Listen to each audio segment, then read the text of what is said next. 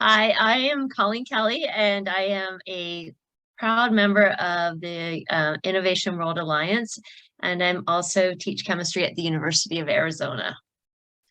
And I apologize ahead of time. I just keep getting the blink that my internet is unstable. That's like the last thing you want to see before a presentation. So anyway, hopefully everything will be okay.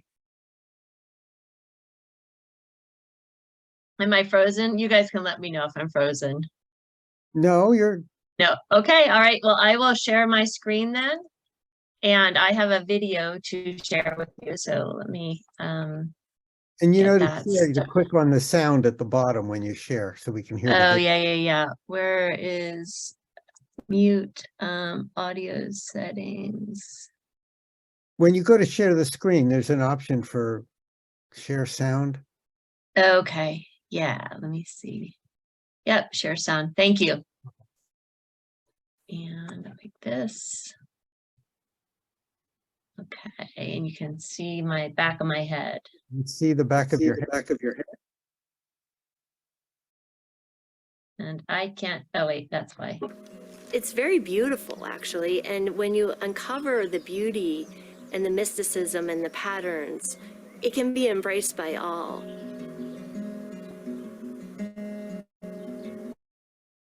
I'm Dr.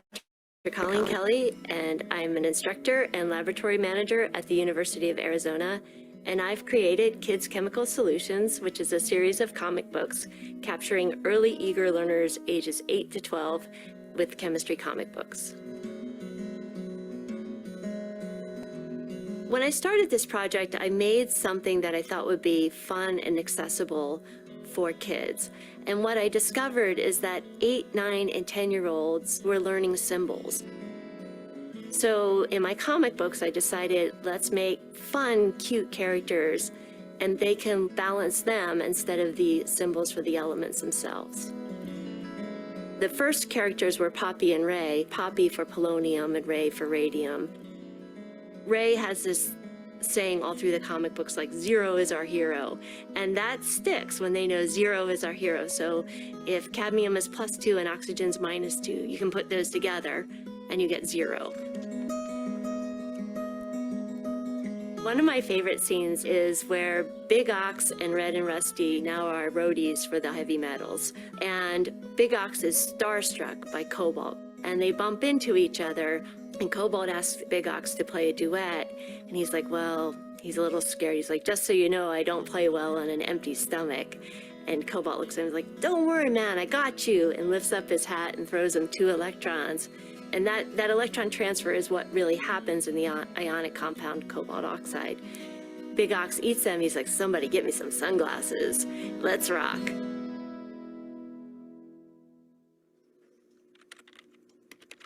So when I first started writing these stories, the drawings were very crude. I drew like boxes for them, stick figures, until I realized that I really needed help with the art. And in walks Mac at that point. "Hey, Mac! Oh my gosh!" I first met Mackenzie Reagan when she was 13, and she goes by Mac, and she was a budding artist. And while she was in my class, we were working on some of these stories at the time. They weren't comic books yet. And I asked Mac if she could help me draw some of these a lot better than my box square figures. All right, are you ready to make some characters? I'm so ready. Okay, so I'm gonna surprise you. All right? Okay. Okay, so we're gonna make water. Water, H2O. When I first think about developing a character, especially if it's a character that's a molecule like water, the first thing that I do is I draw it. And there's something called a Lewis structure where I would have oxygen in the middle, then 2 bonds, which are lines, and then 2 hydrogens flanking it. And in that description, then I would go through that with Mac and say, "What do you see?" So let's think about how we can connect this design to a seal. So I'm seeing like flippers on the H's maybe. Yes. Oh, good. And they have huge eyeballs. Oh, that's so good. Massive eyeballs. So there we go. That's our water molecule. A little rough sketch of a water molecule. Yeah.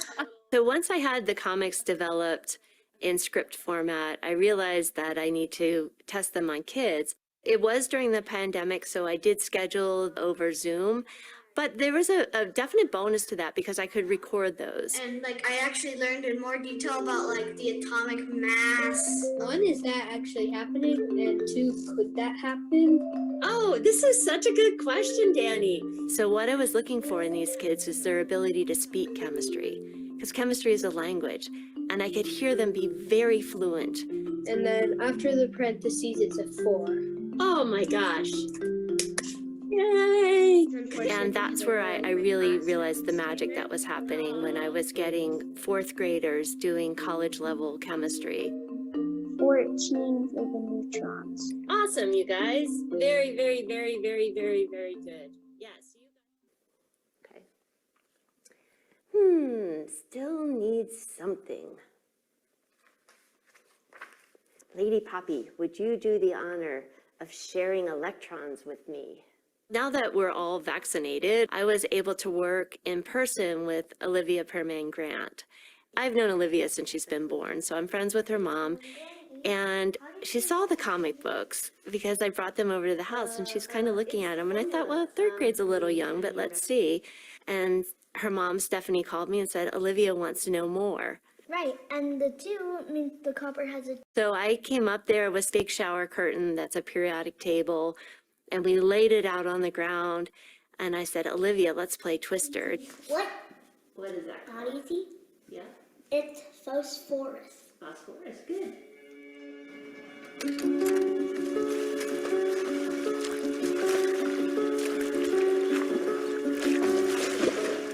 I'd like for the students who are reading these comics to recognize that not one comic book is set in a laboratory and that science transcends the laboratory. Chemistry is everywhere, and that really is the message. And I want them to realize that the chemistry starts here in your brain with your imagination. Should we give a messy swimmer bun to allude to all those swimmers out there who live in water and love water? I really think this project is about raising the bar in learning, but also lowering the bar to accessibility so that students and anybody in the entire world can learn chemistry through this platform. This is my life's work, and I know that. And I can keep going until chemistry becomes normal, because this is what I'm meant to do. Okay. Am I back? Yes, you are back, and that was fantastic. Oh, thank you. Thank you. Yeah, our local PBS station produced that. So I'm just definitely grateful for that production. But I think it helps to show my vision. So at Kids Chemical Solutions, I mean, we truly believe that we need to get kids started earlier than later. And we keep pushing back chemistry later and later in a university setting. And it's too late. We need to get them when they're about 8 years old, when they have the brain plasticity to understand chemical symbols. And what we've also uncovered that's not in that presentation is that learning chemistry is better thought of like learning music than math, because of the 90% of chemistry is understanding symbols. 10% is some kind of quantitative manipulation that you usually don't get to until you reach about a 400 level course in college. So math is definitely overrated as a success tool in chemistry, and symbolic understanding is underrated. And we're flipping that at Kids Chemical Solutions. So how do you envision that these comic books, I hate to use the word comic book. Yeah, they are though. These graphic novels could be used in an educational setting. How would they be used? Well, I've partnered with You at Learning, and between myself and You at Learning, we've created a whole curriculum with teachers' guides, activities, videos to support it. So I will be launching November 7th. I start in a 4th grade classroom with this as a curriculum, and it can be anywhere. Each comic book is a unit, and right now it's scheduled to take about a month in a 4th grade classroom. So each comic book will take about a month. We could obviously speed it up or slow it down depending on how much homework we wanted to give and how much time teachers have with the kids. But it's a full-blown curriculum for sure. Colleen, if I can just give you some marketing idea. I could never get my principal to approve the use of comic books in the classroom. I'm serious. Can you No. call it a graphic textbook? There is actually, it is such a coincidence, but hi, Colleen. I work at the University of Valencia in Spain, and next week we happen to have a congress on teaching with comics, and it's general. Cool. I'm going to have a presentation, but I work in the arts faculty, so I'm going to be talking about how to use comics for teaching translation. But I know there are other colleagues who are using comics for teaching history, mathematics. I'm not sure about chemistry, but surely there must be someone. So if you want, I could put you in contact with these people if that. Oh, sure. Yeah. Do you want me to put my contact in the chat? Can you see that? That would be great. And also, I thought that what you presented, the Twister game and the books was so motivating. I wish I had had such a teacher when I was studying chemistry. And if you share where we can find those materials, I would like to present that to my child's school and schools here to see if they could apply that in the classroom. Yeah, let me share my screen. I think it'll be easier because we have a QR code up there. So this is both our website. This is our website, kidschemicalsolutions.com, and then this is the QR code. So if you want to capture any or all of that information, just take a picture of it with your phone or whatever. Okay. That's how you can get. And on our website we have a lot more information. And to your point, Jake, one of the reasons I'm so excited to be partnered with you at Learning is because they're a homeschool. They're innovative in the homeschool curriculum field and a leader in that. And so our early adopters most certainly are going to be homeschool parents globally. And so I think that, and also these will be translated into Spanish. So they will be available in Spanish by spring of 2023. So we have our Spanish translation is actually happening as we speak. One of my graduate students at the University of Arizona is from Mexico, and Dr. Jose Valletta is a chemist, and he's born in Mexico. So it's a perfect combination. And Jose is busy translating all of this and getting the also the workbooks, the activities, all of that. So our entire curriculum will be available in Spanish, and we're committed to making that happen because where we are in southern Arizona, we're so close to the Mexican border that it makes sense to serve our community in that way.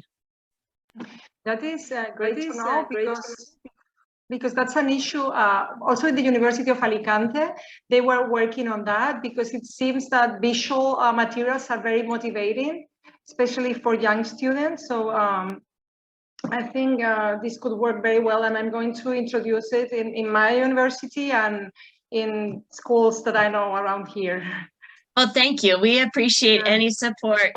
Yeah, I think you will meet Kristen maybe later, but I think I need to go on to my hosting duties now, Jake. Well, you've got 1 more minute, but I will promote the next person. I think this is very exciting. I think this is great. It's taking chemistry out of the realm of scary into useful and practical and understandable. Well, and our phrase is to demystify chemistry to democratize science. And we really believe that we need to take the mystery out of it so that we can get more people of color, more underrepresented students in science. And that's the only way to do it. Yeah, because learning shouldn't be boring. No, learning should be no. motivating. Yeah. Well, thank you so much, Belinda. And please email me and let me know how I can help.